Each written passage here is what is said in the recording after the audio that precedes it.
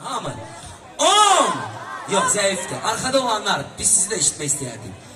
Bir yerde 10, 9, 8, 7, 6, 5, 4, 3, 2, 1. Alkışlarınız gelsin. Tebrik ederim. Koy Azerbaycan semasında biz bayram ateşleşlerimizi görelim. Koy ordumuz hemşe güçlü, reşadetli olsun. Bütün Azerbaycan'ı tebrik ediyorum.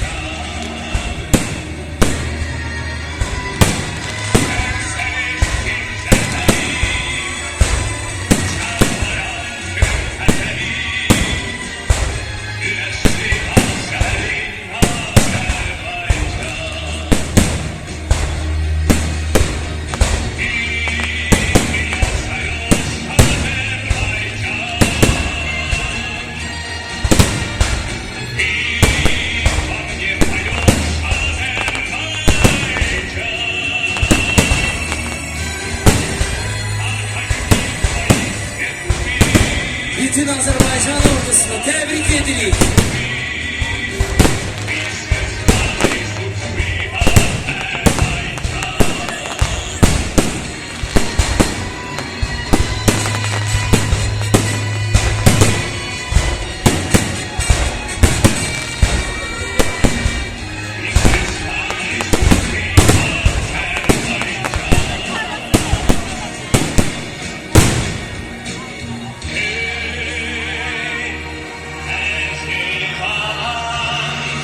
Alkışlarınız gelsin hürmetli Kuba.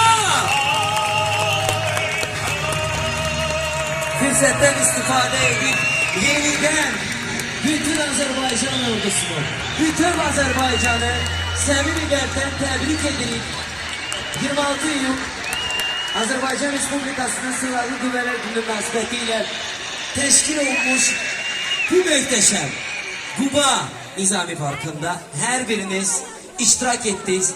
Derin teşekkürümüzü bildiririk ve fırsetten istifade edip yeniden Kuba Rayon İcra Hakimiyeti'ne derin teşekkürümüzü bildiririk. Ve ABP'ye derin teşekkürler. Gürültülü alkışlarınız gelsin Kubalılar.